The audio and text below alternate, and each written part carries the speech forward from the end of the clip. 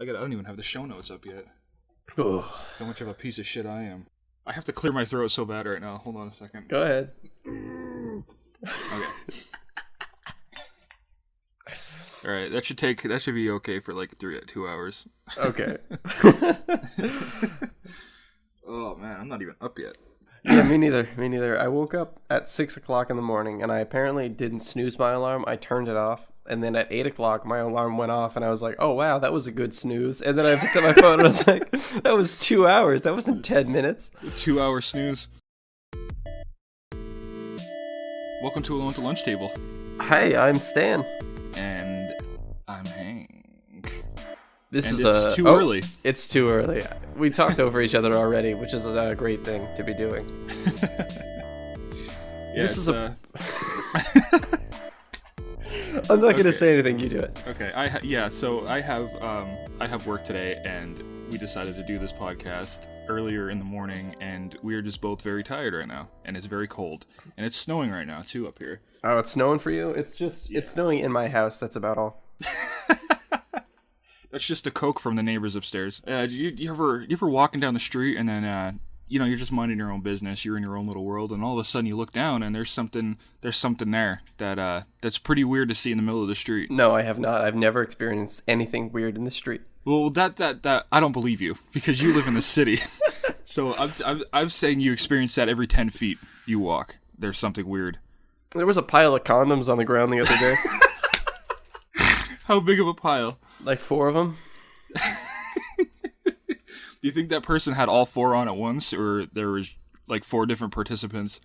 Well, I don't know, because it wasn't like they were inside of each other. It was just like they were stacked up on top of each other like Lincoln Logs. Like crisscross? Yeah. Like they were trying to build a strong foundation? Yeah, exactly. Oh, okay. Well, that's weird. Oh, also, one time I found a pile of dead birds. Oh, really? Yeah, like 7 of them, and they didn't have heads. In the city? In the city or back home? Back home, man. Oh, wow. I was going to say maybe it's in the city. Someone was just eating them and saving the rest for later, but it was back home. But I was walking down the street, and I found a nice set of an anal tool. Anal beads, I think they were. Oh. Yeah. Maybe I'll tweet the picture later. But, yeah, I was walking down the street and just minding my own business. I looked down and there's just 3. It was a small one. It was a beginner's kit, I think. And it was someone who's just getting new to it. And there was 1, 2, 3 anal beads. I thought it was a dog toy at first. And then I was like, well, that can't be a dog toy because it's too small. I was like, maybe it's a baby's like teething toy. Because it was kind of pink and sparkly. Yeah. So I was like, maybe that's just like a baby's teething toy or something. I was like, no, that's anal beads. How did you know? Like I saw when what? you sent me the picture, I was like, yeah, those are anal beads. But how did you went through like 4 stages, like dog toy, little dog toy, baby toy, and how close did you get? And then you were like, oh. I think I mean, all those thoughts like happened in like 5 seconds. Okay. I was like, dog toy? No, that can't be dog toy. Oh, baby toy? No, that can't be baby toy. Those are anal beads. Like, yeah. it's just that quick, you know? Yeah. Because like I'd like to give some benefit of the doubt, but come on, they were anal beads. Have you ever gone into like a sex shop? No, I haven't. I've gone into Spencer's though, and that's it's kind of like an entry level. They have like 4 aisles dedicated to that. See, that's what I don't understand. That is an adult toy store in disguise because they sell T-shirts. They get away with being in the mall. Yeah, no, it absolutely that's is. what they do. So I always thought that like when I would go in there as a kid because I would like look at the black lights and stuff and dude, you're in there as like 7 years old and all of a sudden you turn the corner and there's like, all these floppy things laying around, it's kind of hard for a kid. I know. I think they sell them under the guise of it being like ironic. Yeah, like party favors because they have like dick-shaped cake molds, I guess. Yeah. So they get away with it. So yeah, I've never been in like one of those ones where like all the windows are like blacked out and it's just like some creepy hand-painted sign. I've never been in one of them before. Have you? Yes. Okay. How did that happen? I wanted to. I wanted to. There was one on the road one time. Oh yeah, you're gonna find that. They're like Waffle Houses. So I pulled in. It said parking in the rear, so I laughed at that. And then I drove around the back. That's also a video they sell there. And then I went inside, and it was really clean in there, and it was really nice, and things were organized. Oh yeah, I'm pretty sure they're all like that. Like, I don't think any of them are dirty. It's just they look dirty on the outside, I think. Because if they were nice on the outside, all the kids would want to go there. Right, probably. Yeah, no, the lady was really helpful. She told me what she did, and then she helped me pick out what I wanted. Did you get something? Yeah. What did you get? I can't tell you. Oh my god. Is it for you or for her? Who knows? For both. That's crazy. I never do that. You'll have to give me the deets on that later. Mostly the lady that worked there was just like, well, this is what I do, and this blah, blah, blah, blah, blah, blah, blah. And then that's it.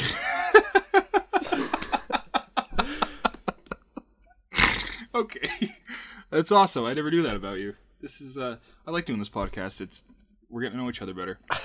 I guess. I don't know if that's for the better or for the worse here. I'm not going to tell you what I bought. Even through a text message? Even through a text message. No, I got it. Well, that's okay. I'll leave it to the imagination. Some things are left better that way. What is a weed house, by the way? A weed house is when you're walking down the street and you want to throw up midway down the block because the house at the end of the block smells so much like fucking weed that your eyes are burning when you're on that block. That's what happens. I was walking down the street. Well, there's this house that's on my door-to-door salesman route. Mm-hmm. Dude, this house is just... I've never been to Burning Man. Right. But I imagine that it comes close to smelling like this house. Like, I don't need to go. I've smelled it. Mm-hmm. It's just so... And this lady always has her fucking dryer going. So it's blowing that smell out through the dryer vent, and it just smells like weed and dryer sheets. Yeah. This whole half the block. And she's a very nice person, but I think it's one of those houses where, like, the whole family smokes weed together. Mm-hmm. And it's not a big deal, you know, in their house. Yeah. Which, I mean, if you could do that, like, you know, hats off to you, but I could never do that. Yeah, dude. You know, I don't even... There's some things... I just think I have that old school relationship with my parents where I don't want them to know anything about me. Yeah. You know? No, I completely get that. Some of my friends, they smoke with their parents, and I've already been over their house, like, for dinner or something, and then after dinner, they just start, like, loading up this bong, and I was just like, what the hell? What is going on? And they're like, you know, man, it's like after dinner weed. Yeah. It's like, that's the weirdest thing ever, because that's your mom, and that's your little brother, and that's your stepdad. Like, what the hell is going on, dude? So they just, like, right after dinner, they all just started packing a bong? Yeah, pretty much. Like, passing it around. And then they would be like, yeah, Stan doesn't smoke, so, I mean, we don't have to. Yeah, so I just went out on the back porch and hung out for, like, 3 hours. Every time, man, I go there, I get nauseous because it's just, I don't know. I don't like that smell, you know? No, it's not a good smell. It's really not. And people act like it is. Yeah, exactly. It's like a skunky, musty, like... old library. I don't know. I fucking... It's just gross to me. How do you have people over, is what I want to know. Like, with Christmas coming, you're going to have people over your house, and your whole house just smells like a head shop. Yeah. Unless, you know, Granny's into that. I don't know. I have no idea. Maybe it's just accepted, because they're like Latino or something. Mm. So, I don't know. I don't know if this is going to sound racist. No, I don't know. I don't know. We don't know anything about anyone that isn't white. That's right. I don't know that. It's fine. Maybe it's like a tradition. I don't know. I have no idea. So I wanted to tell a story about this 4th grade teacher I had when I was obviously in 4th grade.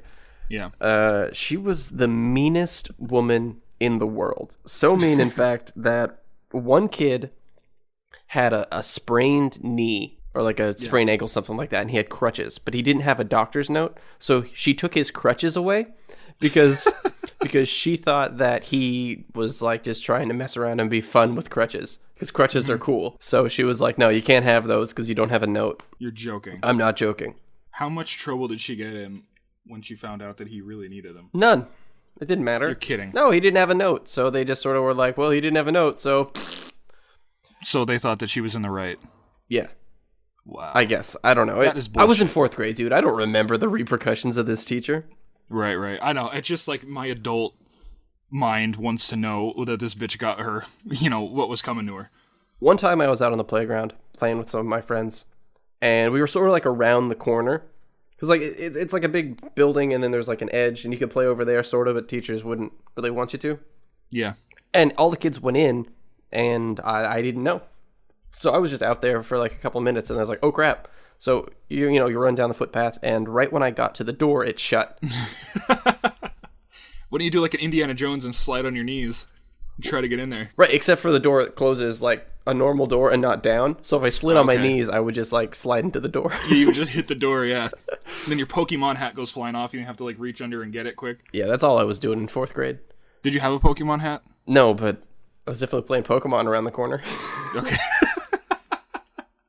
Okay. Like, I was trying to pound on the door, and one of the kids saw me and my friends, but he wouldn't open the door because that was around the time, like, the 4th grade was like 2 years after 9/11.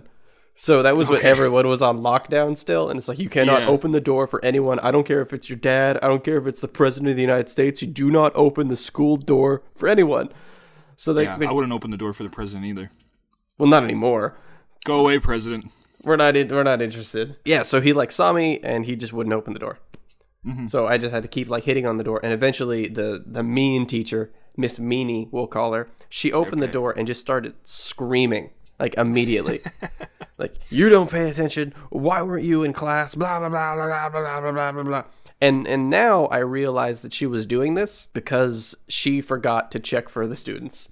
Oh, okay. Dude, there was like... So it was on her. She should have been on top of that shit. Dude, there were 4 kids just outside that nobody knew about. We all just disappeared. It sounds like she just was a janitor and she just dressed up like a teacher for a year and no one noticed.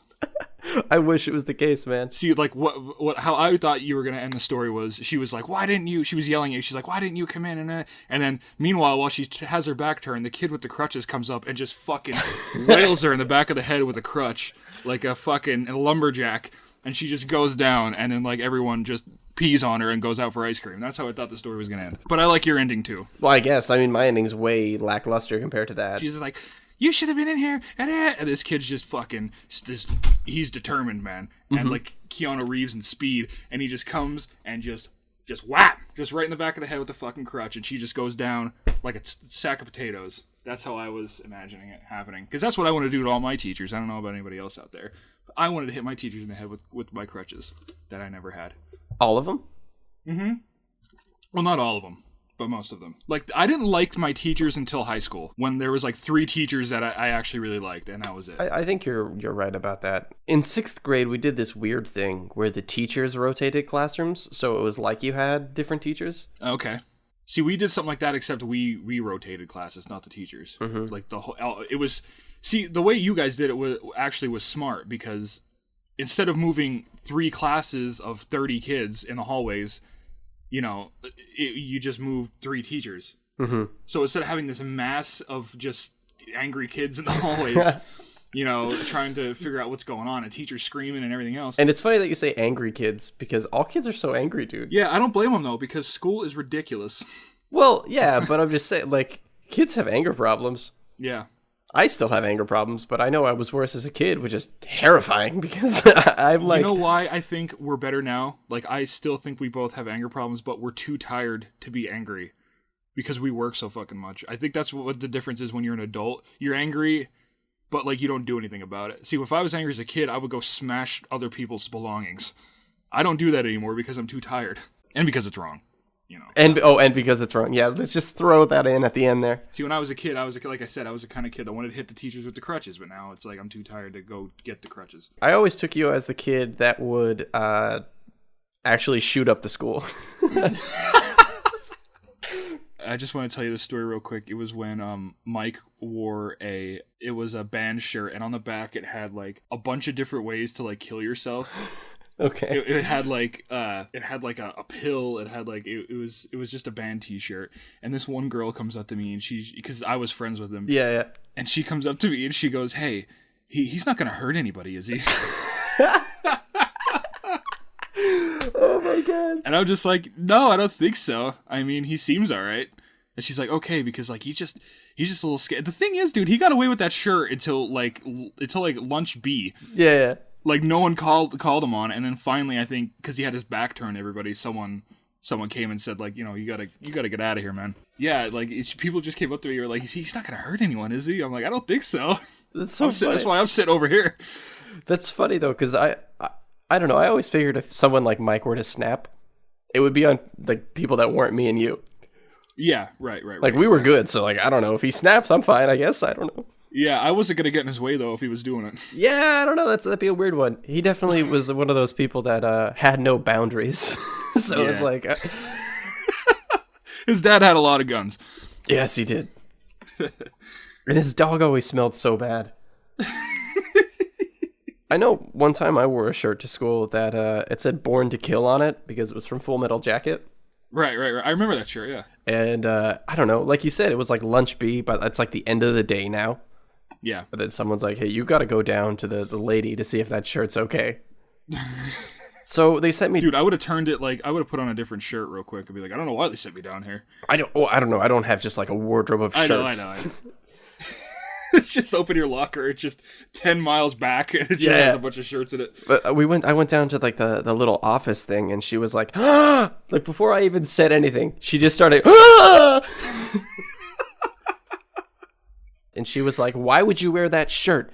Like, you can't have a shirt with like killing people on it. And I said, listen, if I was going to do that, I wouldn't wear a shirt that said I was going to do that. Yeah, exactly. Yeah, I had to turn it inside out, which again was against the dress code. You can't wear inside out clothes, but they were like, you have to because you can't wear clothes that say you're going to kill people on them. Okay, so it's either you wear a shirt with a movie quote on it. Yep. Or you turn it inside out, have like your deodorant stains in the fucking outside. And like all these like loose tags and fabrics hanging off. Yeah, that looks great. You look like you're wearing a fucking burlap sack with like deodorant stains on it. Because isn't the shirt brown? If I remember correctly, isn't it a brown shirt? No, it was gray, which is even worse because gray has the worst deodorant stains out of all colors. Yeah, definitely. Gray and black are the worst for deodorant stains. I don't mean sweat stains. I mean like actual like white. Yeah. Did you wear white deodorant? Yeah, of course I did, man. Okay, yeah. Then do you have a hard time getting that deodorant off in the shower? Yeah, that's why I don't wear it anymore. I use like the blue gel stuff. That and for some reason I have really bad allergic reactions to certain deodorants, so I can only wear like Dove, like of one kind, and every other one just rips me apart, and I can't wear deodorant then. I have the same thing. Does it happen a lot when you wear Old Spice? Yes. But I wear the white stuff because when I put on the blue stuff, it's too wet, and I start off the day with armpit sweat already. It's like pre-armpit sweat because it's already wet. I get what you mean, yeah, that definitely does happen. But it's either that or it feels like I got stung by a bunch of bees under my fucking armpit, so I'm just going to go with the wet arms. And it's kind of the winter, man, so you don't really even need to wear deodorant, honestly. Well, I do, because I'm an Italian, man. No matter what happens, I am sweaty and I smell bad, no matter what. And I'm greasy all the time. If I don't get a shower every 6 minutes, I'm greasy. That's why all Italians work in pizza shops. Okay. Because they just look like they're hot by an oven, but really they're just like they're normally just sweaty and greasy like that. That's called the Balboa look. You just always look hot by an oven. Yeah, man. I'm serious. Go into any pizza shop and you look at the guy who's making the pizza and you're like, ugh, that's kind of gross. Yeah, I know. I used to work in one, so. Yeah. I know. I've been in some pizza shops. And you were always hot by an oven. I was always hot by an oven. It's actually funny because the owner of the pizza shop I worked in for like 6 years of my life wasn't even Italian. What a poser. Can I tell you something that really pissed me off a little bit? Yeah, go ahead. The band Megadeath. Mm-hmm. I love Megadeath so much. I don't know if they're hard up on money or what the fuck is going on, but their lead singer is offering this package, I guess now. So let me just read this. Read me this the little Megadeth thing here. Dave Mustaine has announced a Megadeth boot camp in spring 2017. Describing it as, quote, the ultimate fan experience, the frontman offers die-hard fans the once-in-a-lifetime chance to hang out in his private estate in Fallbrook, Southern California for a weekend next March. Guests can camp in a private furnished bell tent with beds and a lounge as part of the premium boot camp package. This costs either $5,499 for a single occupancy or $2,999 a person for a double occupancy. So that'd be $5,998 in total, and photos can be viewed below. So I've seen all the photos already, but yeah. So he's charging like $6,000 for two people to like hang out in his backyard and like go taste wine all week or something. That is awful. I read that and I was like, you gotta be fucking kidding me. There's like, why? Because Megadeth isn't strapped for money. They just put out a new album, didn't they? They put out a new album every year and like they started to not get good. Because the album Euthanasia is fucking incredible. Like that is just an incredible album. I was gonna say he's got to still be making royalties. So even if the albums he's putting out now are trash, it's not like he doesn't have money just because he doesn't have a new album. Oh yeah, there's bands that haven't played together for fucking 20 years that they're fine. Yeah. You know what I mean? Like they still like have millions of dollars. Okay, so Dave Mustaine's net worth, it says, is $20 million. He needs to add the 6,000 to that. Yeah, that's a little weird. I think like if you have $20 million, you should invest in real estate or the stock market or something, not building tents in your backyard. For fans to come and stay. Feasibly, no fan can afford that. Yeah. It's going to be some 40-year-old dad that just spent all of his kids' money on this. Like the kind of dad that's supposed to be feeding it into, I don't even know Like what that's called. Child support or like a college fund or something like that. This is that money going to this thing. Yeah, I feel like the exact same way. I feel like it's going to be either that guy or, you know what I mean? Like the guy that has $6,000 saved in his savings for something else and is just going to be like, oh, God, I got to do this. And he's going to take the money out without his girlfriend knowing.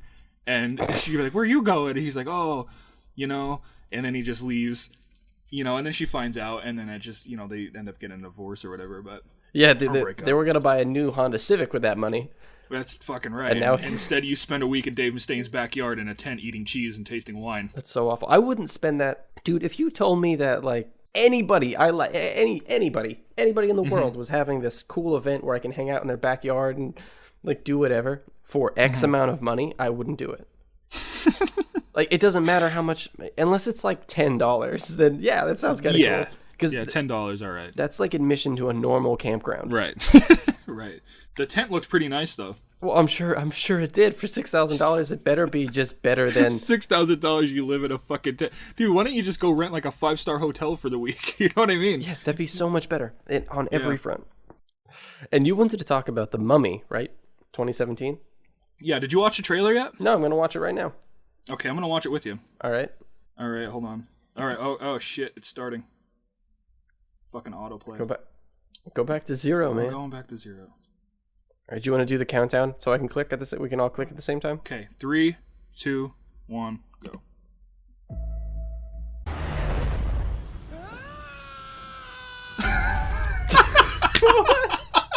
What is up with that scream? Oh my god.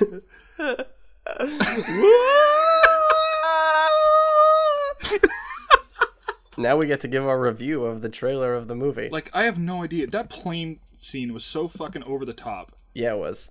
And I love how it's like everyone else gets sucked out except for Tom Cruise and Hot Bo's headphone lady.